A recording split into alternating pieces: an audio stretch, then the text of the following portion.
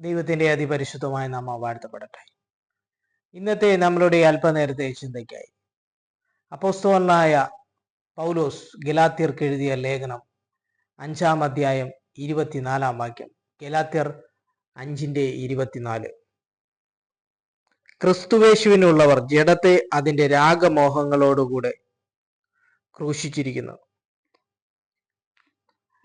പൗലോസ് പറയുന്ന ഒരു കാര്യമുണ്ട്, ജഡാഭിലാഷവും ആത്മാഭിലാഷവും. ആത്മാവിന്റെ ഫലം എന്ന് പറയുന്നത് പരിശുദ്ധാത്മാവ് നമ്മളിൽ വസിക്കുമ്പോൾ ഉണ്ടാകുന്ന ഫലമാണ്. ആത്മാവിന്റെ ഫലമാണ് സ്നേഹം, സന്തോഷം, സമാധാനം, ദയ, ദീർഘക്ഷമ എന്ന് തുടങ്ങുന്ന ചില കാര്യങ്ങൾ. അതുപോലെ തന്നെ ഇതിന് നേരെ വിപരീതമായ കാര്യമാണ് ജഡാഭിലാഷം. ജഡത്തിന്റെ ഫലം എന്ന് പറയുന്നത് വിഗ്രഹാരാധന, പക, പിണക്കം തുടങ്ങിയ ചില കാര്യങ്ങളാണ്. ആത്മാഭിലാഷവും ജഡാഭിലാഷവും അത് രണ്ടും വിപരീതമാണ്. അപ്പോൾ ഇവിടെ നമ്മൾ വായിച്ച വാക്യമെന്നത് ക്രിസ്തുവിനോടുകൂടെ ചേരുന്നവർ അവരുടെ ജഡമോഹങ്ങളെ ക്രൂശിക്കപ്പെടുത്തിയിരിക്കുന്ന ഒരവസ്ഥയാണ് നമുക്ക് കാണുവാൻ സാധിക്കുന്നത്. അപ്പോൾ ജഡാഭിലാഷം ആയ ചില ജഡത്തിന്റെ പ്രവർത്തികൾ എന്ന് പറയുന്നത് ദൈവത്തിൽ നിന്നുള്ളതാണ്. അത് പൈശാചികമായ ശക്തികളിൽ നിന്നുള്ളതാണ്. ഈ ജഡാഭിലാഷത്തെ, അതായത് മനുഷ്യന്റെ ജീവിതത്തിൽ ഉണ്ടാകുന്ന ജഡാഭിലാഷത്തെ ക്രിസ്തുവിനോടുകൂടെ നാം ചേരുമ്പോൾ ക്രിസ്തുവിനോടുകൂടെ ക്രൂശിക്കപ്പെടുത്തണം. അതുകൊണ്ടാണ് ഇവിടെ എഴുതിയിരിക്കുന്നത് ക്രിസ്തുവിനോടുകൂടെ ജഡത്തിന്റെ രാഗമോഹങ്ങളെ ക്രൂശിക്കപ്പെടുത്തിയിരിക്കുന്ന അവസ്ഥ. അപ്പോൾ ഒരുത്തൻ ക്രിസ്തുവിനോട് കൂടെ ചേരുമ്പോൾ അവൻ ക്രിസ്തുവിനെ ധരിക്കുകയാണ് ചെയ്യുന്നത്. ക്രിസ്തുവിനോടുകൂടെ ചേരുന്നവർ എന്ന് പറയുമ്പോൾ അവർ ക്രിസ്തുവുമായി അനുരൂപപ്പെട്ട് അവരുടെ ആത്മീകമായി ക്രിസ്തുവിനെ ധരിക്കുകയാണ്. അങ്ങനെ അവർ പുനർജനിക്കുന്ന ഒരു അനുഭവത്തിലേക്ക് വരുമ്പോൾ അവരുടെ ജഡികമായ അവസ്ഥകളെ അവർ ക്രൂശിക്കപ്പെടുത്തുന്നതായിട്ട് നമുക്ക് ഇവിടെ കാണുവാൻ സാധിക്കുന്നു. അതായത് ഒരുത്തൻ മാനസാന്തരപ്പെട്ട് ക്രിസ്തുവിന്റെ വഴികളിലേക്ക് വരുമ്പോൾ അവന്റെ ജഡമോഹങ്ങളെ ക്രിസ്തുവിനോടുകൂടെ തന്നെ ക്രൂശിക്കപ്പെടുത്തണം. യേശു ക്രിസ്തു ക്രൂശിൽ മരിച്ചു അടക്കപ്പെട്ടു, 3-ാം നാൾ ഉയർത്തെഴുന്നേറ്റു. അപ്പോൾ ഇവിടെ കാണുവാൻ സാധിക്കുന്നത് ക്രിസ്തു ക്രൂശിക്കപ്പെട്ടതുപോലെ നാം നമ്മളുടെ ജഡമോഹങ്ങളെ ക്രിസ്തുവിനോടുകൂടെ ക്രൂശിക്കപ്പെടുത്തണം എന്നുള്ളൊരു വലിയ സന്ദേശമാണ് നമുക്ക് ഇവിടെ കാണുന്നത്. ഇന്നത്തെ നമ്മളുടെ യഥാർത്ഥ ചിന്ത എന്ന് പറയുന്നത് ക്രിസ്തുവിനോടുകൂടെ നമ്മളുടെ ജഡമോഹങ്ങളുടെ ക്രൂശീകരണം ഈ വിഷയമാണ്. അപ്പോൾ മനുഷ്യന്റെ ജീവിതം എന്ന് പറയുന്നത് ഒരുപക്ഷെ മുന്നോട്ട് പോകുമ്പോൾ അവന് ജഡികമായ അഭിലാഷങ്ങൾ ഉണ്ടായേക്കാം. കാരണം മനുഷ്യന്റെ ജീവിതം ബലഹീനമാണ്. അവന്റെ ജീവിതത്തിനകത്ത് കണ്ണുകൊണ്ട്, ചെവി കൊണ്ട്, വായ കൊണ്ടും ഒക്കെയും ചിലപ്പോൾ ചില ജഡികമായിട്ടുള്ള ചില താഴ്ചകൾ അല്ലെ വീഴ്ചകൾ ഉണ്ടായി എന്ന് വന്നേക്കാം. എന്നാൽ ഈ ജഡത്തിന്റെ അഭിലാഷത്തെ നാം ക്രിസ്തുവിനോടുകൂടെ ക്രൂശിക്കപ്പെടുത്തണം. മനുഷ്യന്റെ ചില ബലഹീനതകളാണ്. അവർ ജഡത്തിലിരിക്കുമ്പോൾ ചിലപ്പോൾ അവർ പാപം ചെയ്തു എന്ന് വരാം. എന്നാൽ അതിനെ ക്രിസ്തുവിനോടുകൂടെ നാം ക്രൂശിക്കപ്പെടുത്തേണ്ടതാണ്. ക്രിസ്തു കഷ്ടം അനുഭവിച്ചു, മരിച്ചു. അതുപോലെ നാമും നമ്മളുടെ ജഡികമായ അവസ്ഥകളെ ക്രിസ്തുവിനോടുകൂടെ ക്രൂശിക്കണം. നമുക്കറിയാം, കർത്താവായ യേശു ക്രിസ്തു പലവിധ പരീക്ഷണങ്ങളിൽ കൂടെ കടന്നുപോയിട്ടുണ്ട്. സാത്താനാൽ പരീക്ഷിക്കപ്പെട്ടിട്ടുള്ളതായിട്ട് നമുക്ക് കാണുവാൻ സാധിക്കും. അപ്പോൾ കർത്താവായ യേശു ക്രിസ്തു തൻ്റെ ജഡാഭിലാഷങ്ങളെ ഒക്കെയും മരിപ്പിച്ച അനുഭവത്തിൽ കൂടെയാണ് കടന്നുപോയത്. അതുപോലെ തന്നെ ആത്മീകമായി പരിശുദ്ധാത്മാവിൽ ആ ആത്മീക ഫലത്തെ പുനർജീവിപ്പിച്ചുകൊണ്ടാണ് കർത്താവ് ജീവിത രീതി മുന്നോട്ട് കൊണ്ടുപോയത്. യേശു ക്രിസ്തുവിൽ പരിശുദ്ധാത്മാവിന്റെ ശക്തി ഉണ്ടായിരുന്നു. ആ പരിശുദ്ധാത്മാവിന്റെ ഫലമായ സ്നേഹമായിരുന്നു കർത്താവിലുള്ളത്. യേശു പറഞ്ഞു, നിങ്ങൾ തമ്മിൽ സ്നേഹിപ്പീൻ. നമുക്ക് മനസ്സിലാക്കുന്നത് യേശു പറയുന്ന ഒരു കാര്യമുണ്ട്, ഞാൻ താഴ്മയും സൗമ്യവും ഉള്ളതായതുകൊണ്ട് എൻ്റെ നുകം ഏറ്റുകൊണ്ട് പഠിപ്പീൻ. അപ്പൊ കർത്താവ് സൗമ്യനാണ്. ആ സൗമ്യത എന്ന് പറയുന്ന പരിശുദ്ധാത്മാവിന്റെ ഫലമാണ്. കർത്താവ് ജഡത്തിന്റെ എല്ലാ അവസ്ഥകളെയും മരിപ്പിച്ച ഒരു അനുഭവത്തിലാണ്. ആത്മീകമായ പരിശുദ്ധാത്മാവിൽ ജീവനെയാണ് കർത്താവിന് ഉളവാക്കിയത്. ഇന്ന് നമുക്ക് മനസ്സിലാക്കുവാൻ സാധിക്കുന്ന ക്രിസ്തുവിന്റെ പ്രതിബിംബമായി നാം മാറേണ്ടതായിട്ടുണ്ട്. ക്രിസ്തുവിന്റെ രൂപമെന്ന് പറയുന്നത് ഇതാണ്. ആത്മീകമായി സ്നേഹം, സന്തോഷം, സമാധാനം, ഇന്ദ്രിജയം, ഇതുപോലുള്ള ചില കാര്യങ്ങളാണ്. ഇതെല്ലാം ക്രിസ്തുവിന്റെ ഫലമാണ്. ആ ക്രിസ്തു നമ്മളിലേക്ക് വരണം. ജഡാഭിലാഷമായ കാര്യങ്ങളെ നമ്മൾ മരിപ്പിക്കേണ്ടതായിട്ടുണ്ട്. ക്രിസ്തുവിനോടുകൂടെ നാം ചേരുമ്പോൾ എന്ന് പറയാൻ അവനെ കൈക്കൊണ്ട് അവന്റെ നാമത്തെ വിശ്വസിച്ച് നമ്മൾ ആത്മീക ജീവിതം മുന്നോട്ട് പോകുമ്പോൾ നമ്മൾ ക്രിസ്തുവുമായിട്ട് ചേരും. അപ്പോൾ നമ്മളുടെ അകത്തെ ആത്മീക മനുഷ്യനിൽ ഈ ക്രിസ്തുവിന്റെ ഭാവം ഉണ്ടാകണം.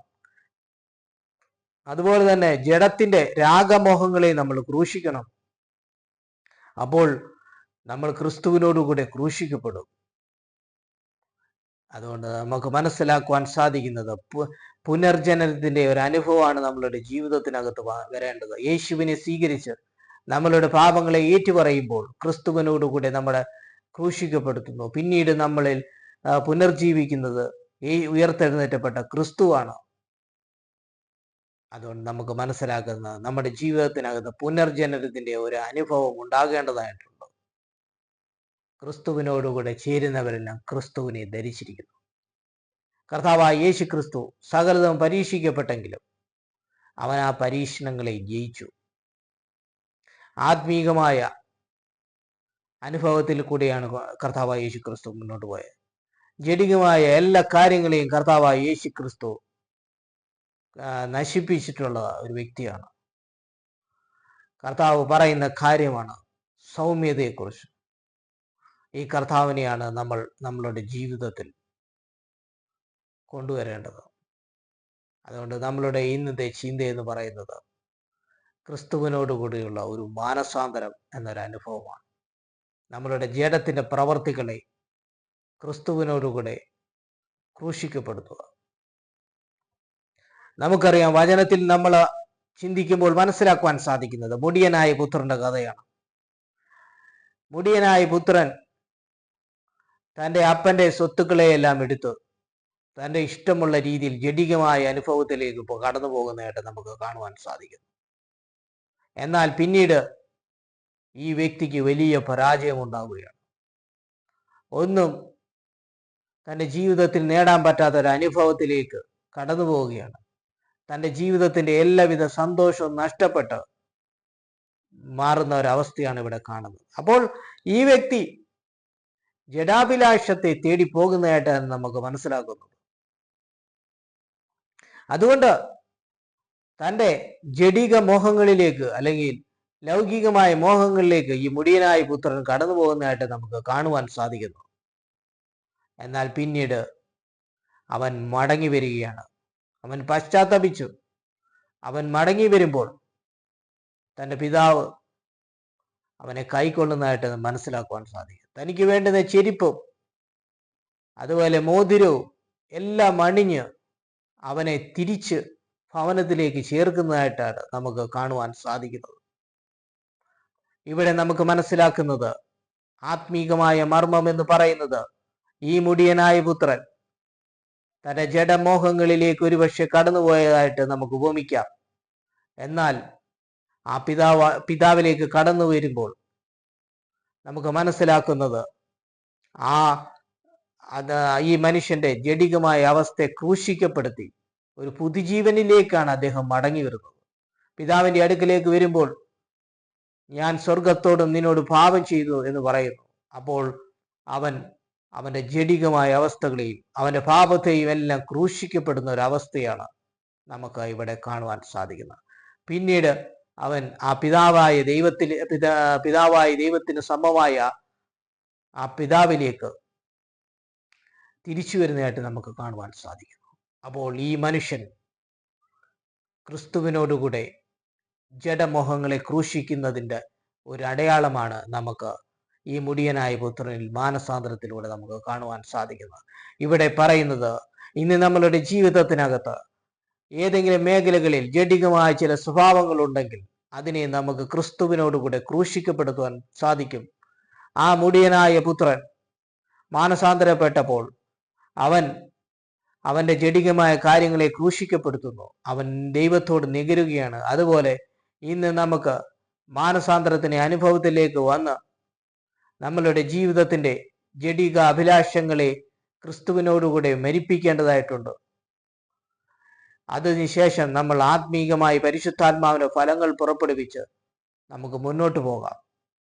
അപ്പോൾ ഇന്നത്തെ നമ്മളുടെ ചിന്ത എന്ന് പറയുന്നത് ക്രിസ്തുവിനോടുകൂടിയുള്ള നമ്മളുടെ ജഡമോഹങ്ങളുടെ ക്രൂശീകരണത്തെക്കുറിച്ചാണ്. അതുകൊണ്ട് നമ്മൾ ഇന്ന് കണ്ടത് മുടിയനായ പുത്രന്റെ കഥയാണ്. അവന്റെ ജഡാഭിലാഷത്തെ മരിപ്പിച്ചു. എപ്പോഴാണ് അവൻ മാനസാന്തരപ്പെട്ട് ആ പിതാവിലേക്ക് മടങ്ങി വന്നപ്പോൾ. ഇന്ന് നമ്മൾ നമ്മുടെ ജഡികമായ അഭിലാഷങ്ങളെ മരിപ്പിച്ച് മാനസാന്തരത്തിന്റെ അനുഭവത്തിലേക്ക് വരുന്നുവെങ്കിൽ ആ മുടിയനായ പുത്രനെ പോലെ നമ്മൾ ആ ക്രിസ്തുവിലൂടെ നമ്മൾ ആ പിതാവായ ദൈവത്തിലേക്ക് കടന്നു വരുവാൻ സാധിക്കുന്നു. അപ്പോൾ പിതാവ് നമ്മളെ അനുഗ്രഹിച്ച് നമ്മളെ മാനിച്ച് നമുക്ക് വേണ്ടുന്നതായിട്ടുള്ള കാര്യങ്ങൾ നമുക്ക് തരും.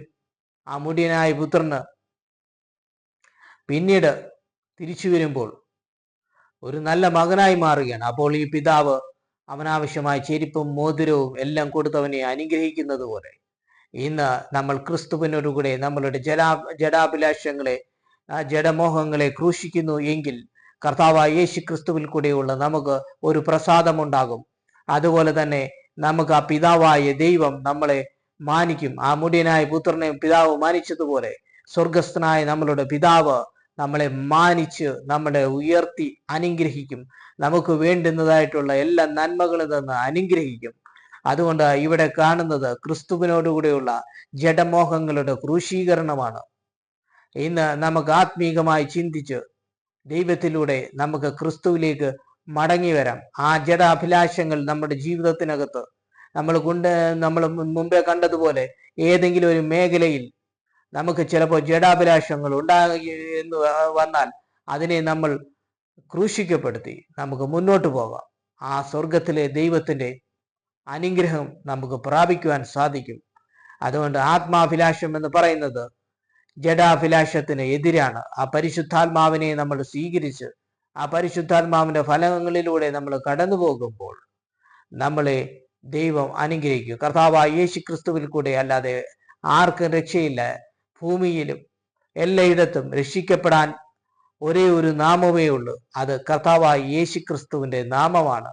അതുകൊണ്ട് നമ്മൾ മാനസാന്തരപ്പെട്ട ക്രിസ്തുവിനോടുകൂടെ ചേർന്ന് അനുരൂപമാകുമ്പോൾ നമുക്ക് ക്രിസ്തുവിനോടുകൂടെയുള്ള ജഡമോഹങ്ങളിൽ ക്രൂശീകരണം ഉണ്ടാകും.